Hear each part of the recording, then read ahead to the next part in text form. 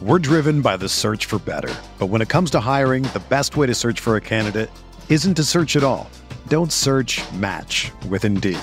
Indeed is your matching and hiring platform with over 350 million global monthly visitors, according to Indeed data, and a matching engine that helps you find quality candidates fast. Ditch the busy work. Use Indeed for scheduling, screening, and messaging so you can connect with candidates faster. Leveraging over 140 million qualifications and preferences every day, Indeed's matching engine is constantly learning from your preferences, so the more you use Indeed, the better it gets. Join more than 3.5 million businesses worldwide that use Indeed to hire great talent fast. And listeners of this show will get a $75 sponsored job credit to get your jobs more visibility at Indeed.com/Blue Wire. Just go to Indeed.com/Blue Wire right now and support our show by saying that you heard about Indeed on this podcast. That's Indeed.com/Blue Wire. Terms and conditions apply. Need to hire? You need Indeed. I'm Shanae Ogwumike. I'm Lisa Leslie, and we're very excited to tell you about our new podcast with Blue Wire, Front and Center. Lisa and I are breaking down what's going on in our lives, in the world, and keeping it 100. We're also learning from amazing guests as well, like Emmanuel Acho. People that show love to me, I forever got their back. Vivica A. Fox. If the foundation isn't right, then the rest of it's going to go wrong from there. And more. Subscribe to Front and Center today.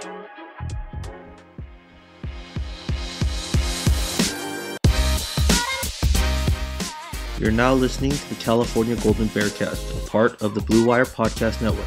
This episode is brought to you by Indeed and BetOnline.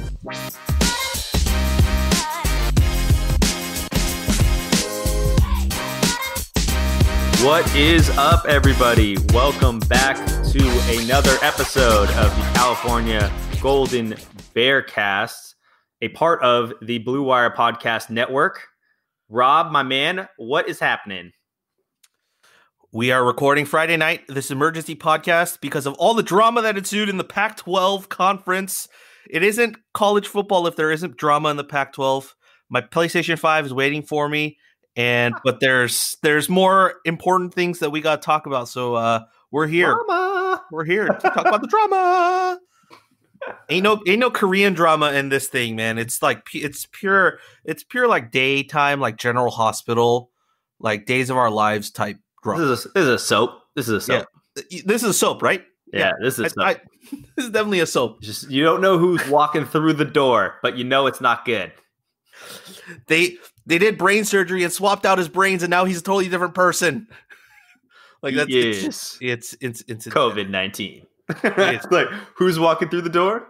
COVID-19. Who's that over there coming through the window? COVID-19. What's that in the fridge? Oh, you thought it was a Corona beer? Sorry, that's a coronavirus. Would you like that shaken or stirred? That's pretty much what we're having. But Andy, you and I are, man, what a day. What a day, huh? Run me through your version of like how this all went down. Because I didn't check Twitter until after like the first bit of news had already started like tumbling down the hill. And I was on Twitter through all this, and we were trying to figure out like what articles we needed to post, what we didn't. But I want your version of how the news unfolded for you. So I think yours will be more interesting because I'm a little bit more unplugged on the Twitter side these days. But morning happens, Slack notification, inbound the phone. Fun fact about me, I watched that movie, Social Dilemma, and I deleted all notifications from my phone. I don't know that you text me. I don't know that you text me. If you do anything, I don't know, except for call. You can call, I'll answer. Mm-hmm. Except for work and except for Right for Cal Slack. There's the only two ways that you can reach me. So boom, get the news.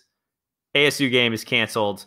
All of Arizona State has COVID. So the first thing was the game's canceled. The second one was not only is it a little bit canceled, it's a lot of it canceled because everybody in ASU has COVID, which a lot of my Oregon friends, so the guys that I went throwback to last October when we had the podcast, I went out on this bachelor party with a bunch of Oregon fans, went to the Oregon Cal game.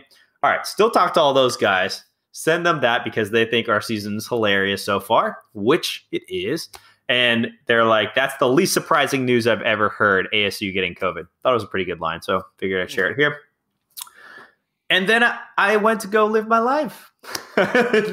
So that's sort of where my day kind of started. And then I will let you maybe color it in regards to your day. And then you can take us all the way through where it finished for both of us.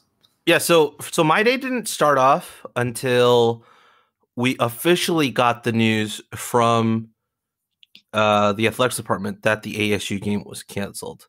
I saw the rumors, but we were just like, all right, let's hold off on this stuff until later, at least behind the scenes. And we were just like, all right, let's pre-write stuff. Fun fact, we had already pre-written that the Cal ASU game would get canceled, I think, on Tuesday. Like, it was already pre-written because of the facts that had come up all throughout the week, and it was trending in that direction. We were just like, you know what? Let's get ahead of the curve. Let's just write it. And if we don't see the light of day, then it doesn't see the light of day. But let's just at least get that thing written. And we had the bare bones already done. We were just waiting for official confirmation that it was canceled, which was, I think, a smart move. Shout out to Rick, who was like, "I'm just going to get it right." He messaged the news desk, Slack channel, and he was like, I'm just gonna start writing it. Like, we have no news yet, but I'm just gonna do it. And that was like earlier in the week, and we used it. But yeah, so that's when my day started off, and then the news just started coming like heavy, right? It was just like heavy hitters. Let me run you through the timeline. I'm gonna use Kyle Bonagura of ESPN, the guy who writes Pac-12 football on ESPN. His Twitter timeline, I think, is the best version of how this unfolded. Okay, so 12 hours ago, and we're recording this at 9, so about 9 a.m. Pac-12 releases a statement regarding Stanford, right? That they had protocol errors that did not allow Davis Mills to play. He could have played, but they had testing errors. So there's the first crack in the armor, right? there's the first crack in the Pac-12 armor is we screwed up. We screwed up the testing, and a guy who could have played did not play. Then Kyle Bonagura at 9. Let me see what time this was. 8:56 a.m. He tweets, "Cal ASU's off as Ross Dellinger and Wilner Hotline reported." Then at 9 o'clock, he tweets, "ASU coach Herm Edwards tested positive for COVID-19, the school announces." Then Adam Rittenberg, a little bit before, Adam Rittenberg at 8:58 quote tweets Kyle Bonagura and says, "Heard depending on the other potential cancellations, Cal could play another Pac-12 opponent on Sunday. Issue here ultimately is with ASU. Stay tuned." Then Kyle Bonagura puts out an article that says the Pac-12, and he addresses the statement that the Pac-12 makes. Pac-12 apologized to Stanford after inconclusive test led to Cardinal to play Oregon without starting quarterback Davis Mills. It's basically the testing error kept 3 Stanford players out. Oh my goodness. Okay. Then Chris Cartman, who is sundevilsource.com for 247 Sports, he writes a tweet and Kyle Bonagura retweets it. And the tweet came at 9:42 a.m. It says, it was 2 tweets. It was the thread. Well, in excess of dozen of Arizona State's team has tested positive for COVID-19 since Wednesday, including Herm Edwards and at least several other coaches and staff members and a majority of players in one undisclosed position group, per multiple sources. This is a type of outbreak that could keep ASU off the field for multiple weeks, I'm told. The team had done quite well, all things considered, at avoiding a major outbreak throughout the summer and fall, but the first road trip effectively decimated the program's health. Then Kyle Bonagura retweets John Canzano, who is of the Oregonian. He says Oregon State. So there were rumors starting to come out of Oregon State having COVID issues and might not be able to play their game against UW. Oregon State, he writes, Oregon State football is scheduled and planning to board a plane for Seattle at 6 p.m. per university source. As of now, the Beavers appear to be in play against Washington tomorrow night. Of course, this is 2020. We'll update. Then Bonagura tweets at 10:34 saying the biggest misconception pushed by the Pac-12 when it announced daily testing was that it would limit the need for contact tracing, leading to a smoother season. That's just not true. Then he retweets Matt Berry, who is a ESPN college football studio host. He does the halftime shows. Yeah. The situation within the ASU program is dire. The facility is closed. An entire side of the ball has it. 6 staff members are positive, and they're just at the beginning of the outbreak. When asked to describe it, I was told, quote, "This is bad, really, really bad," end quote. What a quote. Then quote of the year. That is the quote of 2020. This is bad. This is really, really bad. 2020. Then at 12:02 p.m., Kyle Bonagura tweets, Utah versus UCLA has been canceled per multiple sources. The conference will look into the feasibility of Cal playing at UCLA. Very little clarity about how likely that is to happen. A little bit of hope for everyone. Then he tweets, Washington State versus Oregon is still scheduled to be played, which qualifies as news today. Then he also tweets out, does anyone have a homing beacon on the Cal equipment truck? Which I think was an awesome tweet. And so, yeah. Then that happens, and then he retweeted something else from Adam Rittenberg. He says, Adam Rittenberg wrote, expecting Oregon State, Washington to be a go per sources. Key now is whether Cal and UCLA will work out an agreement to play this weekend. Would be Cal's first game, UCLA's second. Then the Pac-12 finally puts out an announcement that says, the Pac-12 announced today that Cal will now play at UCLA on Sunday, November 15th at 9 a.m. Pacific. The scheduling of the game is consistent with the conference's commitment to provide opportunities for student athletes through maximum scheduling flexibility while still prioritizing health and safety. The announcement follows the cancellation of each Cal at Arizona and the Utah at UCLA game earlier today. The Cal at UCLA game will air on FS1. In light of the Sunday schedule, and then because of the change to Sunday game, this is the follow-up. It's in light of the Sunday scheduling of the game, the conference has rescheduled the UCLA-Oregon game, currently scheduled to take place on Friday evening, November 20th, to Saturday, November 21st. With the exact game time to be announced as soon as confirmed. The game will air on the ESPN family of networks.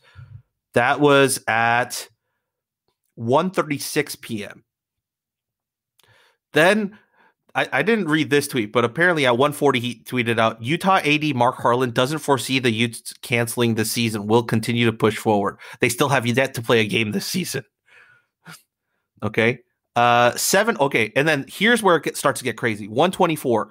Kyle Bonagura tweets, it was originally believed that the Cal's quarantine players wouldn't be out until Tuesday. That was wrong. It's Sunday. If Cal UCLA can be pulled off, Bears would travel day of. It's, quote, possible, end quote, they would go straight from quarantine to the Oakland airport. Fluid situation. Then he put it in another tweet thread underneath. He's like, this no longer tracks. We'll get some clarification on Cal's travel schedule. Then we move up into the area of just other things from UCLA. He wrote, good news from UCLA. In the past, this was from a UCLA spokesperson. In the past week, 493 COVID-19 PCR and 931 antigen tests were administered to UCLA athletics population with 0 positive results. So that's a positive. Here's the flip side. The Heather Dinich wrote on Twitter. She said, in the Big Ten, the decision has to be made by noon Central Time on the Wednesday of that week for a Saturday game. Doesn't matter if both teams have already played or are scheduled to play later. That's different from SEC, which has a similar plan but doesn't allow rematches. Kyle retweeted that saying, interesting that they settled on Wednesday. The deadline would have prevented the Pac-12 from making Cal UCLA happen. So it sounds like the Pac-12 doesn't have a hard deadline for these types of things. They're just going to make it fluid.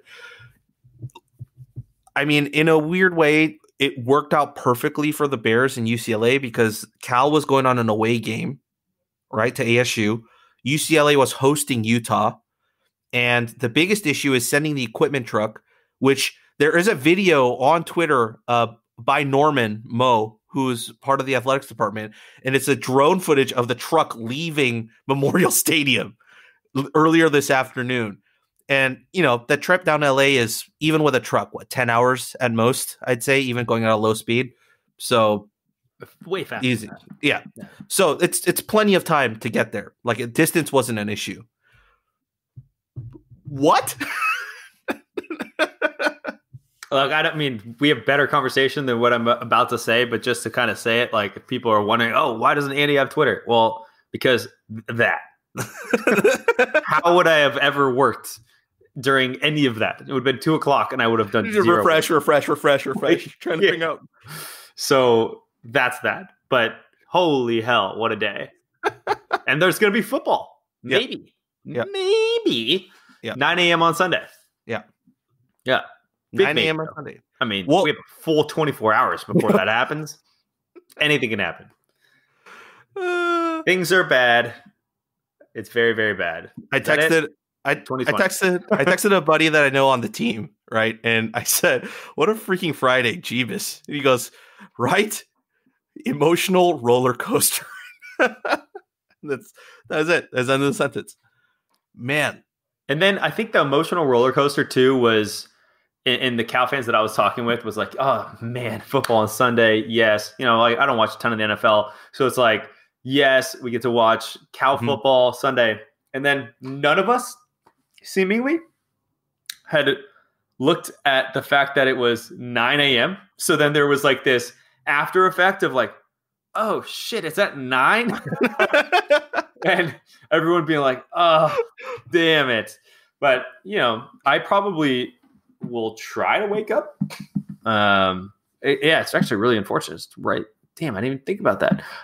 Yes, there's a lot of things that are not great about this. I was supposed to play tennis at 10 o'clock. So,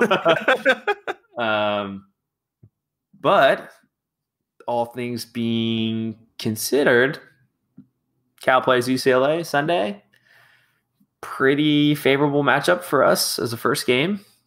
I think Vegas has us favored. The Vegas lines just actually went live right before we went live. And I think it's on average somewhere between 1.5 to 2.5 favoring Cal. So no advantage. Really? No.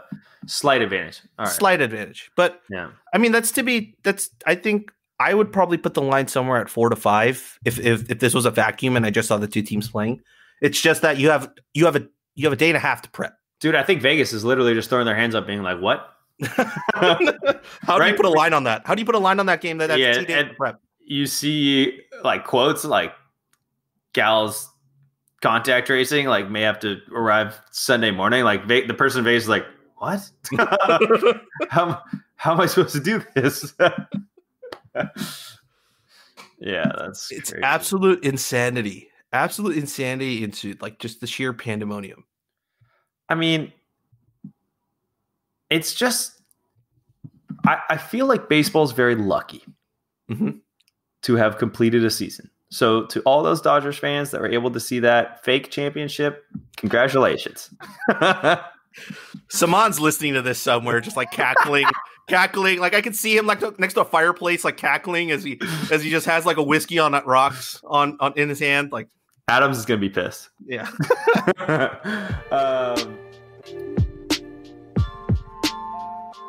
The wait is finally over. Football is back. You might not be at a game this year, but you can still be in on the action at BetOnline. BetOnline is going the extra mile to make sure you can get in on every possible chance to win this season.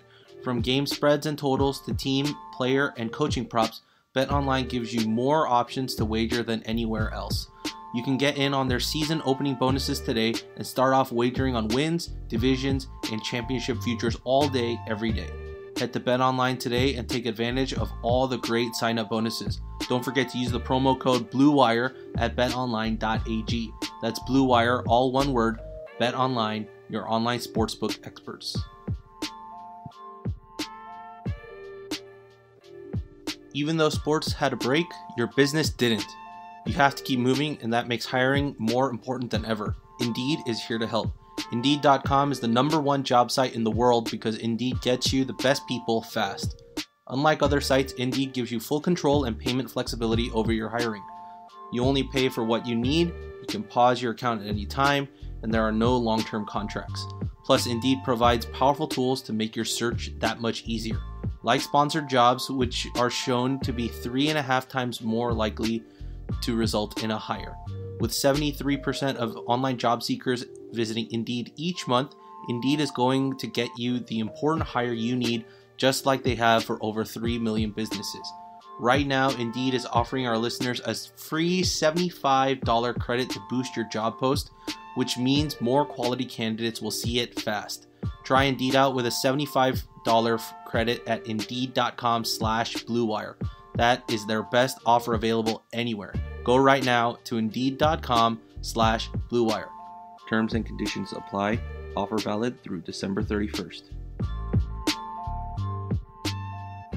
So baseball's really lucky they concluded. Basketball's clearly the only one that figured it out. The bubble is absolutely how it has to be done. Mm-hmm.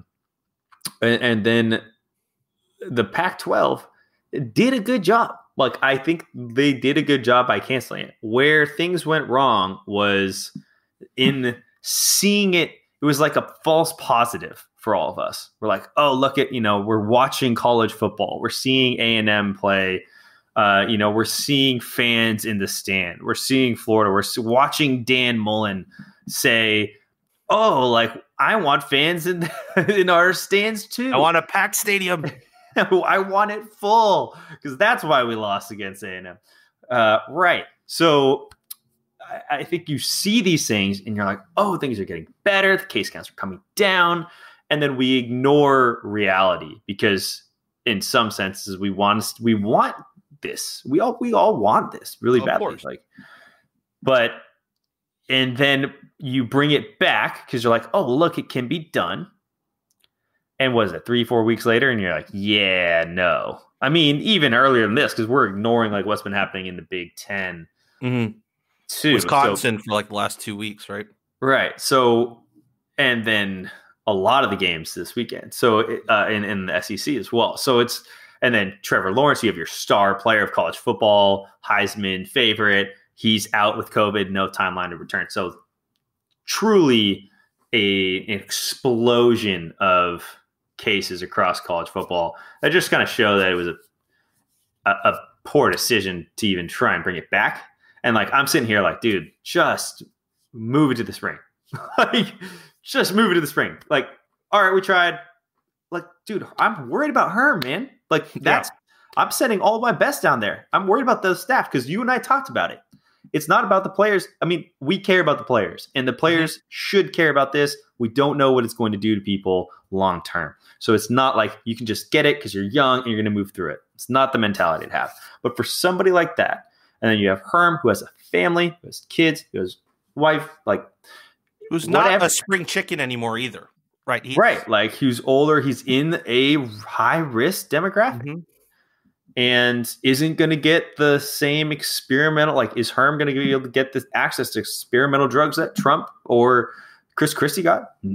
I don't know. Can't say that. So those things are scary, and that's real life consequences. And that's fundamentally why this was never worth it, but we wanted it to be worth it. And I wanted it to be worth it, but it was never worth it because the risk was always too high. And so here we are, and we'll get to the excitement of like, yeah, we got football coming in, and we'll move to that, I promise. But I just want to put things in perspective in comparison to like where you and I have kind of been at, and some others this whole time. Was like, it's a crazy year. It's a crazy time. And every single time we underestimate this virus, it comes back, and it just shows the same. We get taught the same thing a lot lately, I think. Yeah, I think that's the big thing. Is I think I can speak for you in that if you and I, if someone came to gave us a contract and said, can't watch Cal football for a year, right? For a season, you have to forego it. But not a single one of those Cal players will feel the effects of the pandemic, like physically, and staff, everyone, and will not have any of those effects long term. I don't know. You and I would sign off on that contract immediately.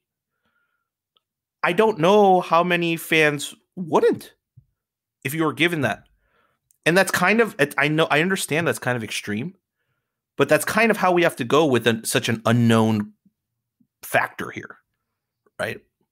And like, that's why it's like weird when people are like, commenting back on all this, like that, especially what happened with Berkeley this week, right? With the city of Berkeley and the Cal football team and all the things that just went on, and maybe a lot of the miscommunication that had happened, and fans going like, oh, the city of Berkeley is being stupid. I was like, are they though? Like, the city of Berkeley is treating a single football player like a tenant of their city and not putting them up on a pedestal of, you are an athlete and we're going to give you exceptions and a waiver.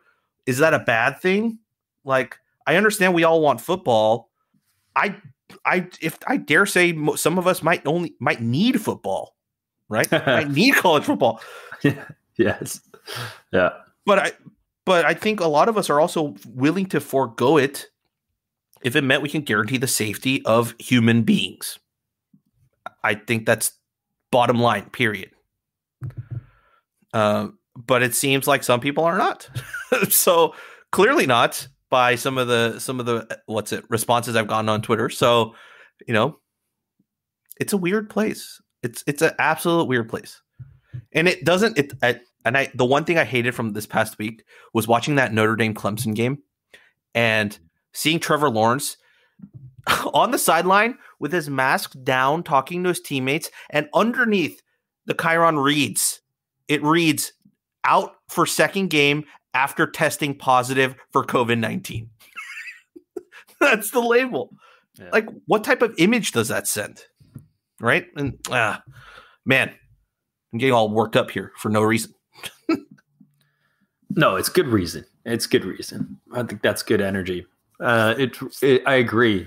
It's hard because we have to, I think, I don't know. I'm waxing way too poetic here, but I think that we have to start thinking as the collective good over our individual selves. And we, as a nation, have to do that in order to come together on a lot of things that are facing us, and not just COVID. A lot of things. Systemic racism being one of them, the environmental crisis being another, judicial system. I mean, what have you. So what you're talking about is putting the health of the players first. And I think that's what we've been really clear on. So I can't fundamentally say that the game on Sunday is doing that. If you were truly looking at the situation and what's happening around you is rushing to get this game in. Am I happy it's there? Hell yeah, because I cannot wait to consume an actual Cal football game. We'll have our recap pod. Yeah. We'll have conversations that are going all week because of it. Maybe we're talking about like the Garbers and how he lit up defense. Maybe we can talk about how Chip's going to get fired. I am here for it. But it's not without risk. I think that's as much as we can say about it. And if you don't agree with us, that's your opinion. Like, and I'm not saying that out of disrespect. It's literally just your opinion, and this is our opinion. This is why we have a podcast, because we're giving our opinions. I'm working on that. I'm working on just being cool with that. Oh, all right. Let's talk about the actual football. I think we've talked about the overarching cloud overhead looming large, but I think we can talk about the football, right? Are you ready to talk about the football? Absolutely. All right. So I got some questions for you. I asked the writing staff if they had any questions we wanted to go over, and Rick actually sent us a couple that actually works out perfectly to segue into our talk about the UCLA game. All right. So UCLA had a lot of turnovers against Colorado. Bad ones, like real bad ones. Can we capitalize and force turnovers? Similarly, how do you think the Bears will adapt to the same-day travel to avoid our own sloppy play? It's a good question. So let me just make sure I heard that correctly. Can we capitalize on their turnover kind of tendencies? Was the first one? Yes. And the second one was how do we adapt to same-day travel and avoid our own sloppy plays? Yeah, I mean, I don't think you do. Yeah. Period. How could you? Has any like you're still like how is any let's set the expectation that there's at least 3 turnovers from Cal during this game. I'd be surprised if that didn't happen unless we ran a specific playbook that was really conservative. I think that I could see a fumble happening, special teams miscue of some sort, and maybe an interception. Yeah, 3. I think UCLA is probably more likely to have 6 than 3. I think Cal will be plus in that. They'll be plus in the margin. For sure. Yeah. But I don't have any expectations around this being a clean game. You would ordinarily say opening game, you'd have all of fall camp, and then you'd have your first 1 or 2 weeks of legit pads practice, game prep, and then go into that game. And so your expectation is, even in the first game of the year, you're always going to expect that there's going to be some sloppiness. We always see Cal play best in usually like at the beginning we look good because out of conference, but I think our best solid football like happened in the big game last year, or maybe even in the bowl game, those types of games where you're in it. The bowl game is a pretty good example because we had like 2 weeks off, but we were in the middle of the season. Like we looked damn good then. You're not supposed to look that good at the beginning of the year. And so I think, yes, let's be lenient. And then as far as I got lost in the sauce. Second point. Same adapt travel. Oh yeah, just adapting to travel. I mean, I think how well do you adapt to travel, Rob? Like, it's a short flight. If they're flying, if it's a drive, it's not too bad of a drive. Like, so, but it's the question now becomes, even though it's a short flight, right? The game's at 9, so which means you'd have to get there for like pregame warmups and all that stuff. What is it? 3 hours before game time or 2 hours before? I think. Right. Yeah, so saying this early.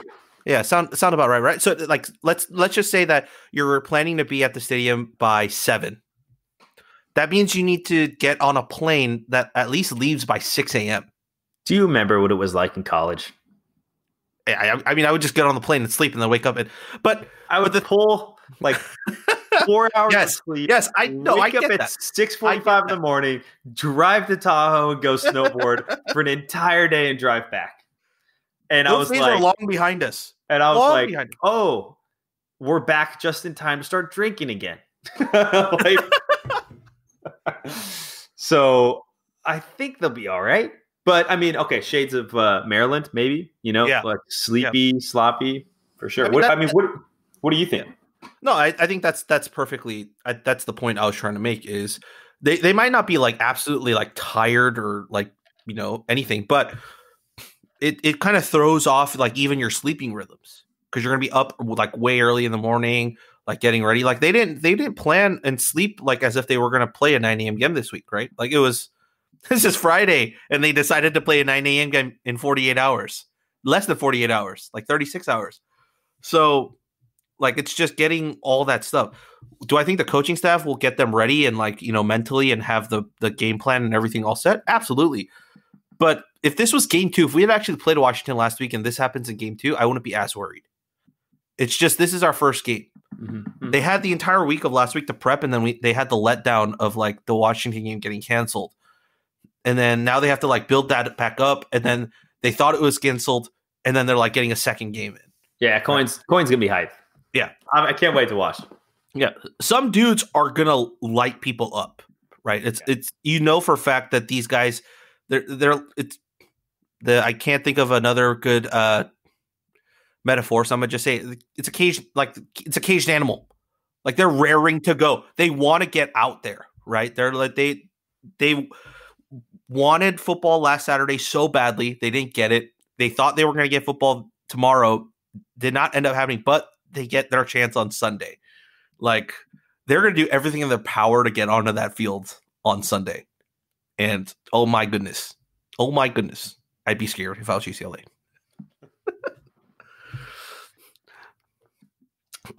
Yeah. Okay. Let's see some other questions here. What do you think? What do you think about us being favored against UCLA? Granted, it's that small favor, like a 2.5, 1.5. You read much into it? No. I mean, I think we covered it. I don't think anyone knows. I'm kind of surprised we're not favored by more. So yeah, that would be my reaction to it. Yeah, I mean, as I said, I think if this game had been in a regular vacuum or like we were already planned to play UCLA this week, I think after what happened with UCLA and Colorado last week, we'd definitely be favored a lot more. It's just 2-day turnaround is, a 2-day turnaround. I'm very curious, like just as you said, what the playbook's going to look like, what the play calling is going to look like. How do you game plan? The thing is, I don't think the game plan issue is going to be as big a deal because what's changed from last year for UCLA? Right. Not much. I don't think we have to change that up too far, but definitely add in some new wrinkles and new plays to call. But overall, the game plan of like stop DTR, like don't let him get outside the pocket, like force him to pass, like just the general like whiteboard marks of this is what we have to do to win the game. I don't think that changes. I think Cal has the advantage because you have the new coach on offense, so they have zero tape. I mean, not zero tape.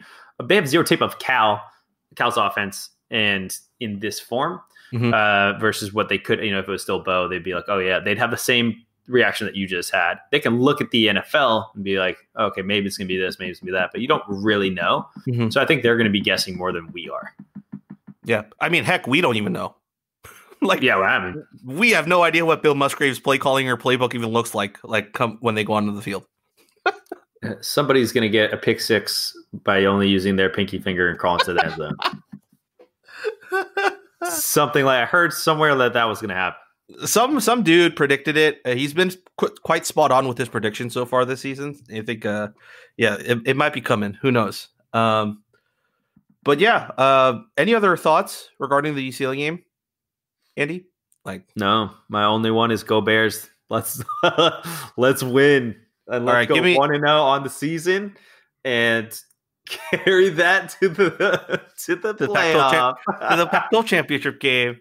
All right, give me a score prediction and give me who you think is going to be like the absolute like bona fide star for this game.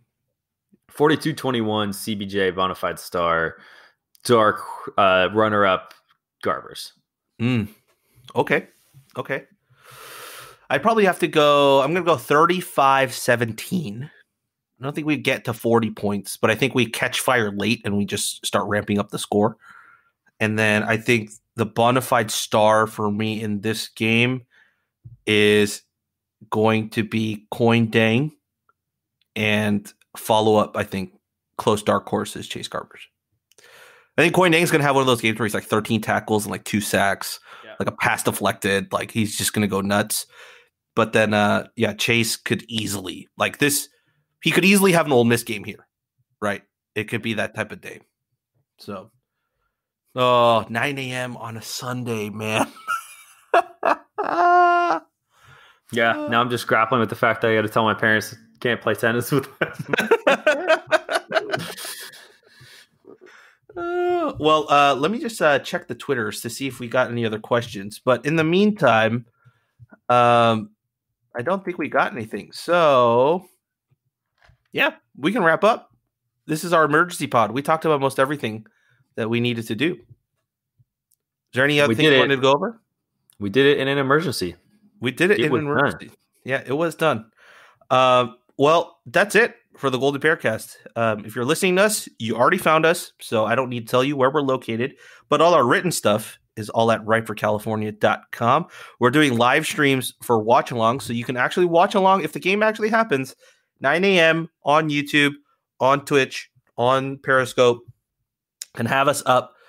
Watch the game with us. You can't watch the game on our screen, but just have us up on the side, and we'll be commentating and answering questions and surrender cobraing and face palming and jumping in, out of jubilee of whatever happens on the field.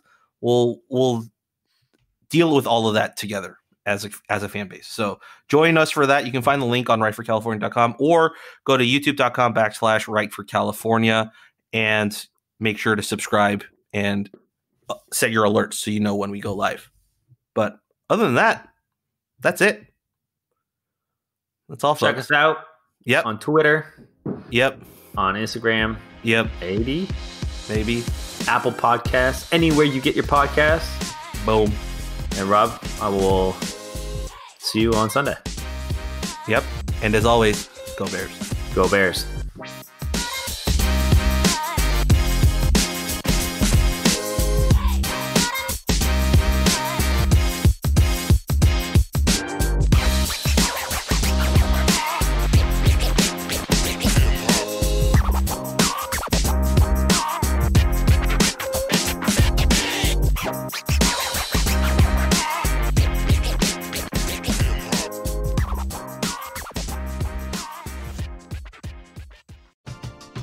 We're driven by the search for better. But when it comes to hiring, the best way to search for a candidate isn't to search at all. Don't search, match with Indeed. Indeed is your matching and hiring platform with over 350 million global monthly visitors, according to Indeed data, and a matching engine that helps you find quality candidates fast. Ditch the busy work. Use Indeed for scheduling, screening, and messaging so you can connect with candidates faster. Leveraging over 140 million qualifications and preferences every day, Indeed's matching engine is constantly learning from your preferences, so the more you use Indeed, the better it gets. Join more than 3.5 million businesses worldwide that use Indeed to hire great talent fast. And listeners of this show will get a $75 sponsored job credit to get your jobs more visibility at Indeed.com/Blue Wire. Just go to Indeed.com/Blue Wire right now and support our show by saying that you heard about Indeed on this podcast. That's Indeed.com/Blue Wire. Terms and conditions apply. Need to hire? You need Indeed.